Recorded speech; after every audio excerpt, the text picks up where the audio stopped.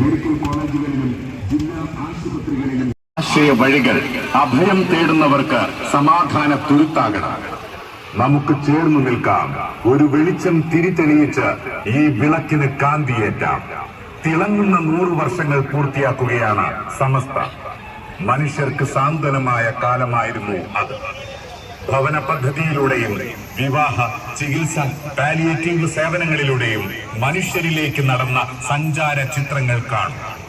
ഭക്ഷണ വിതരണമെന്ന വലിയ ആശ്വാസവും മെഡിക്കൽ കാർഡ് വിതരണവും സാന്ത്വന കേന്ദ്രങ്ങളുടെ തണലും അനേകം മനുഷ്യർക്ക് സമാധാന വഴിയായി.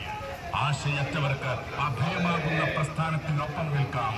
ഈ യാത്രയുടെ ഭാഗമാകാം.